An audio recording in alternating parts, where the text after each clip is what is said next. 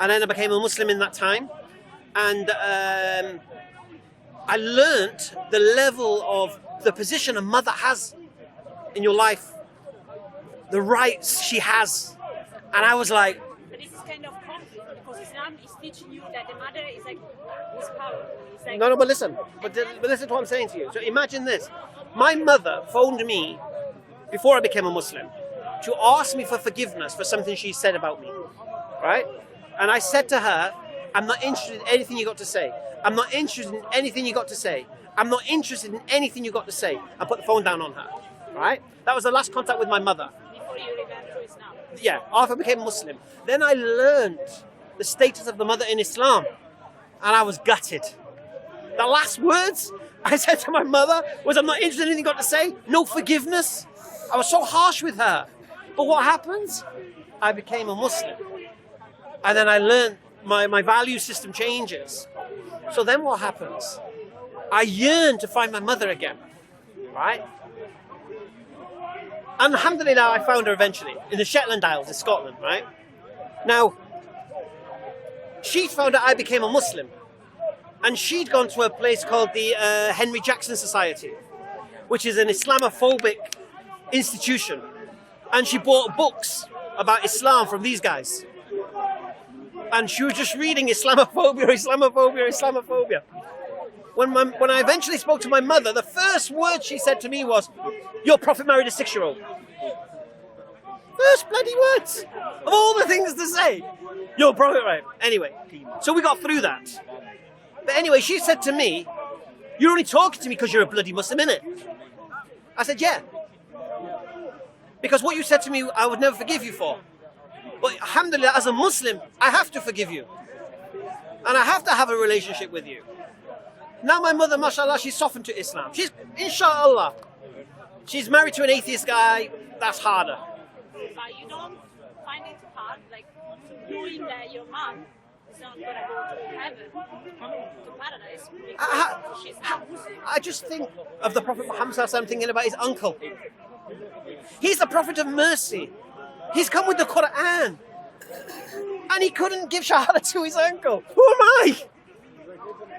My mum is my mum. I told her straight. Well, your grave is your grave. My grave is my grave. Inshallah, I want you to become Muslim. But your choice, you know, Allah says in the Quran, He never changes the state of a person until they change themselves. But my mum is coming closer. She started to refute Christianity now. Yeah? My father's a little bit different. He was really harsh. He was a Daily Mail reader. He was like proper. He still gives snidey remarks. But my granddaughters have softened his heart. So once a year we meet. We go out as a family for a couple of days to fanfare here. Yeah? So, and I'm not giving them dawah. You're not. No. Why not?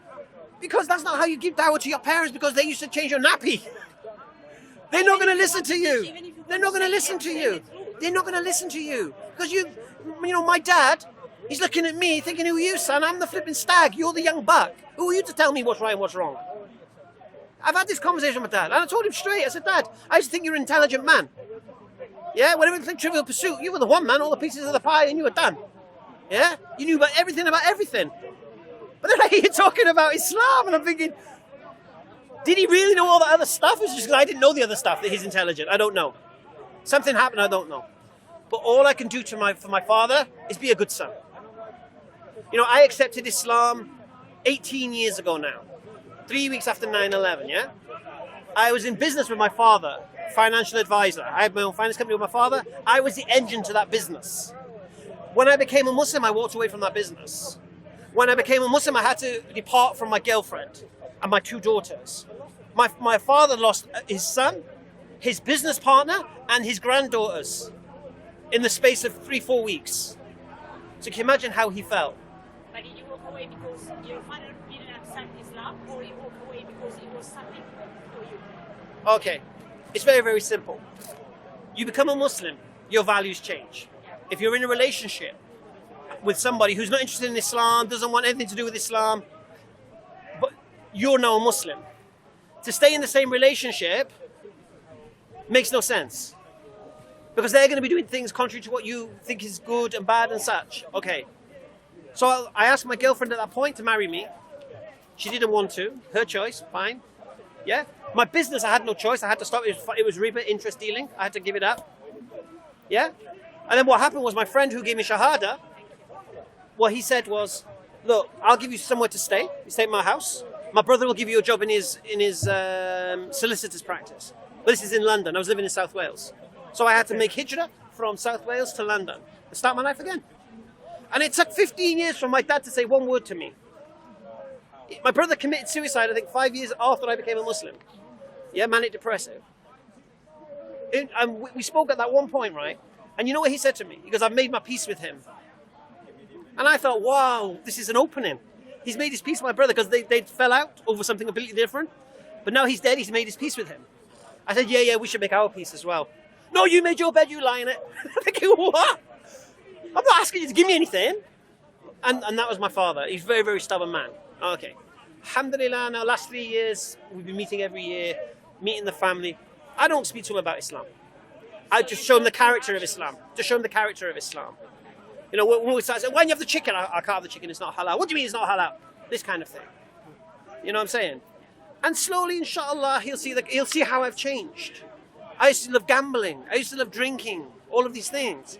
He sees how I've changed. And he knew nobody could stop me gambling.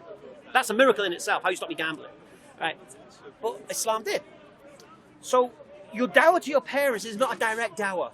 Because like I said, these are changing nappy. Yeah? They ain't going to listen to nothing you say. But when they see the change in their son or daughter, when they see caring more. I'll give you an example. One brother accepted Islam recently, English lad, last year. He makes an effort now to go and meet his mum on a Friday before Jummah. Go out for a walk with her. And then he, you know. Now, he says to me, I could have done that anyway. There's nothing to stop me going to my mum's, taking her out for a walk.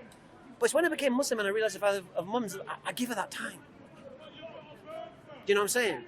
And this is what will touch the parents' hearts. But do your parents talk about like Christianity or these topics with you? With me? Yeah, because my mom I can try. does. I mean, my mom does because she's Christian. She goes to the church every Sunday. Right. So when I listen some of the things that you know they are not true, Right. or they are not right, would you correct her or would you? No, just you don't let correct her. You ask her to explain why she believes these things are true. Why? And when she say why, I mean because she reads the Bible. Or Right. because- So she has the Bible because the Bible church- says such and such a thing. Yeah. Why do you believe the Bible's a reliable source of information? Everything is based on reasons why. Don't attack her for what she believes. Just question why she believes it. Yeah? But you being harsh with your mother isn't going to help. Yeah, but you know You're that's actually- not you're- true. No, but you're doing a disservice to It's Islam. not the truth. But you're doing a disservice to Islam because she thinks this Also, is I Islam. think, you know, the key to somebody's heart is not always what you say. Yeah, subhanAllah. That's the important thing. The way to influence somebody's heart is not always by giving them a long speech or saying something. Sometimes a kind action can completely change the course of somebody's life without saying a word. So it doesn't have to be a word. That's the thing, see? See, I spoke to my mum for so long, right? And she loves a little dog she's got and all that business. And Islam can't have dogs and this kind of stuff, right? But she had a heart attack recently. And I flew up to Aberdeen to the hospital to be with her. You know, my sister came from Manchester, I flew up there. And that touched her in itself. You know, and I spoke to her there about that. I said, look, I need to tell you this because you might be dying now. You know, and I said, she's coming closer. But if she dies without taking a shahada, then she dies without taking a shahada. That's not my problem. And it's hard. It's painful. No. Because what did Allah say to Muhammad sallallahu alaihi wasallam? Who guides? When does he guide? When the people seek the guidance. When the people make a move towards Allah, Allah will run to them. So it's in the people's hands. Because when you die, the last thing you're going to be thinking about is what happened to my mum. Because what's happening to me?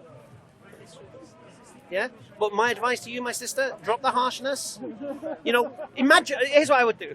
She's talking about Christianity. Imagine she's talking about Hinduism and Ganesh and elephant gods and all sorts of stuff. All right, let's talk about unicorns and fairies and whatever. Just imagine she's talking about that. Don't worry about that. Right now, that's her belief. Let her believe that. You be a good daughter to her. And show her you're being a good daughter. Why? Because Islam is telling you to be a good daughter to her. It's the teaching. Let the teachings of Islam emanate from you. Because she thinks the way you're behaving is how Muslims behave, because all she sees on the news, and Muslims are harsh, her daughter's a Muslim, and she's harsh. You're doing a disservice. You know what I mean? It's just like, it's like I know the truth, so it's like, it's even more like hard to just let her talk about like whatever she's talking about. Just And not, let her like, talk about what she wants to reply. talk about, and then just say, why do you believe that? Just say, why do you believe that? You weren't born believing that. Why do you believe that? Yeah? Why do you believe that? Why do I believe Christianity? I will tell you. Don't ruin a nice conversation. Exactly. She's been dying Why do you to. believe Don't ruin a Islam? nice Because conversation. you study and you use your Yes, knowledge. you read the Quran and you see, could that have been written by men, or could it only have been written by God? don't ruin a Is it nice so conversation. beautifully They're just written having a little conversation. Is that all that right? nobody else could all right? read it. Can they just have For the benefit of the viewers, like that, this is except Christianity. God. The viewers, she's having a nice So conversation. that's Just ignore her. Ignore her. It's better. It's better to do that. Some people they believe what they believe just because Sister, they sister, just ignore her. Yeah. That's what I'm saying to you. And which country are you from? Don't mind asking. Sorry? Which country are you from? I'm from Italy. Italy, you're Catholic, You know, it's isn't like it? there's not even a lot of information about Islam, or there's wrong information about Islam yeah. as well. Because we have Vatican and they don't want Islam to be spread, you know. Yeah. So it's even more like they see like Muslim people even more like as enemies. Yeah. So it's even harder. But like I say, my advice to you is don't rush it. Have patience with your mum. Be a good daughter. And inshallah, look, we all have fitra, right? And the fitra gets clouded of knowing what the truth is. Sister. Now, sometimes Please. Sister, take the her over there. intellect Take her over there. might become unclouded, You're pushing but me the now. Sorry, excuse me. desires Excuse me. and You're pushing me. the Sorry. heart might not accept it. So I'm going to give you an example of that, a prime example of that. When I first became convinced Islam was true, I didn't take my shahada. So what had happened, my mind was unlocked. My mind believed Islam was true. But my desires, nah, I don't want to stop doing this. I don't want to have to leave this. I don't want to, do you understand? To me, it happened the same. Right. So my desires didn't want to give up the dunya. Yeah? Didn't want to give up enjoying itself, doing what it wanted to do. Even though my mind is saying, yeah, but this is true. Makes sense. My desires are like, nah, I'm not having it. Then what happens? I nearly had a car crash. Well, I did have a car crash. And what happened was, my mind said to my nafs, now what? What happens if we'd have died now? Where's all your things? And it was at that point my nafs went, actually, you know what, you might be right. And it was at that point my nafs were ready to let go. Nearly. What pushed them over the edge, like I said to you, my friend said, look, we live in England. You need somewhere to stay and you need an income. Me embracing Islam, and this happens to a lot of people who embrace Islam, me embracing Islam was going to cost me my home. Because I was going to have to split with my girlfriend, I was living with her, I'd have to move out, where am I going to bloody live? First thing. Second thing, my income was coming from my finance business. So how am I going to fund, how am I going to support where I'm going to live? How am I going to pay my way? So I can't do it yet until those things are settled, yeah? So my nafs, tuck it, my brain's ready, but my nafs is saying we're not ready yet because what are we going to do? Then what happened? My friend said, I'll give you somewhere to stay. Killed one situation. He said, my brother will give you a job.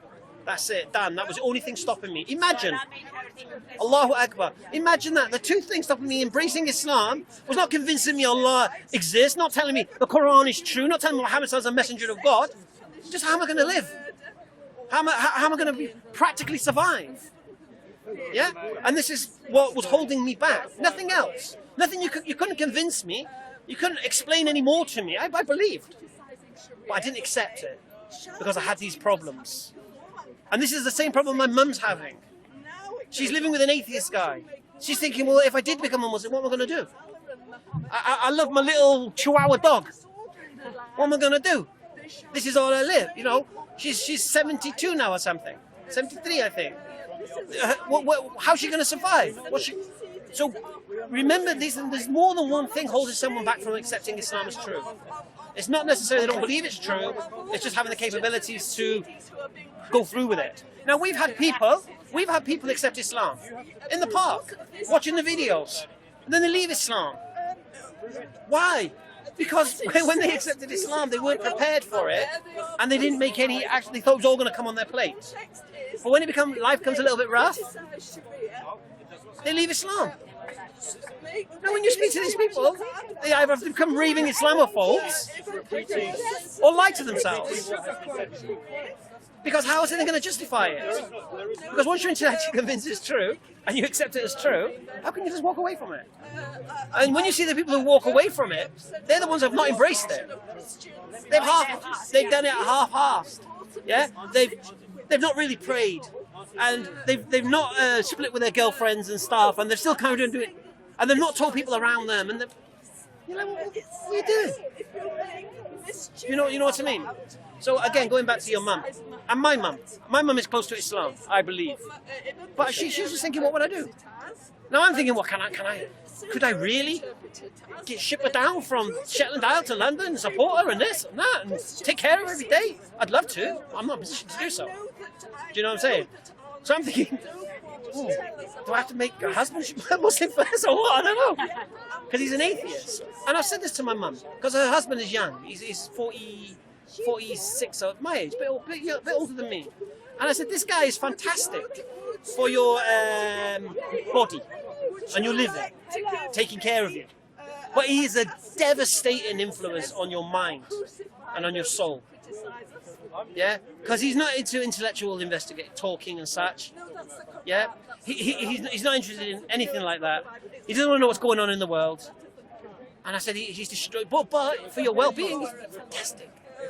And that's the problem I have with my mum. So remember, there's more than one reason why.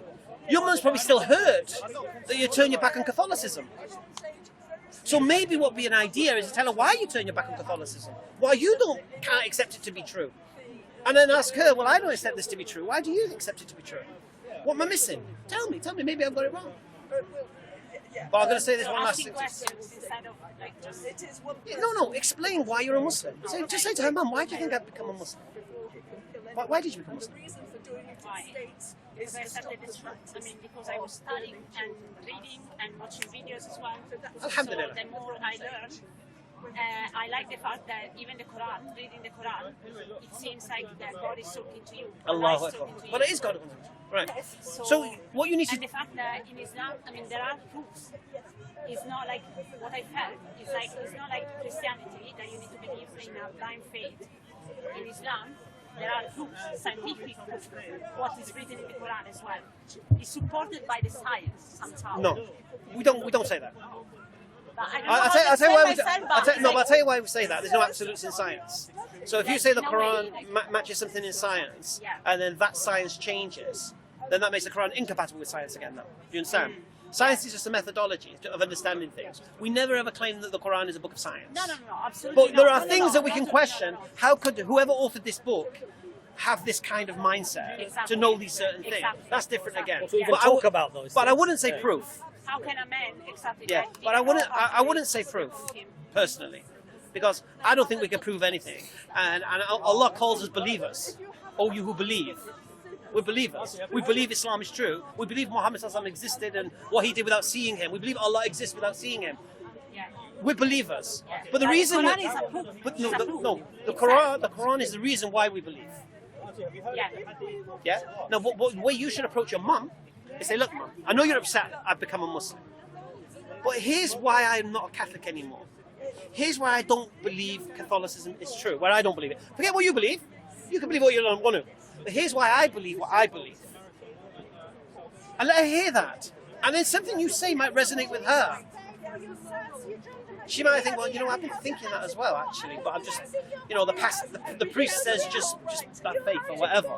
Do you know what I'm saying? And then, the problem Catholicism has is that non-Catholic Christians say you're not Christians.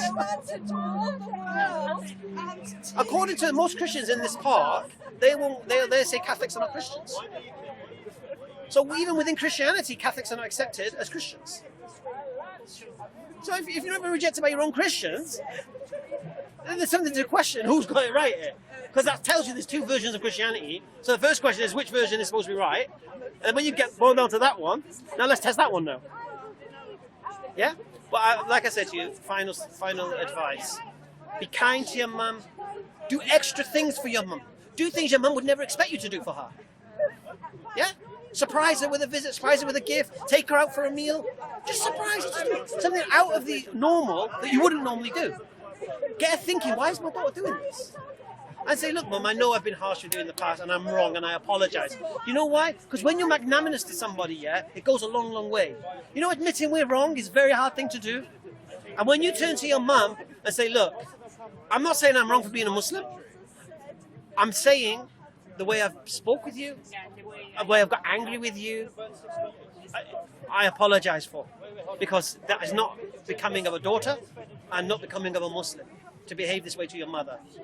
I know how much you took care of me, how much you loved me as a baby, that I needed you for everything. Now, because I'm a little bit bigger now, that I think I can do everything without you. You're a bit older now. You're weaker now. You understand? So they. That is not something that I think. It's not that I want to show her. No. But still, So do things for her. No, do extras for her now.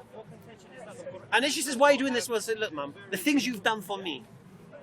The things you've done for me since when I was a baby, there's nothing I could do to replace that. Nothing. Yeah? So, at least this is something. If I can take you for a meal, give you some of my time, yeah?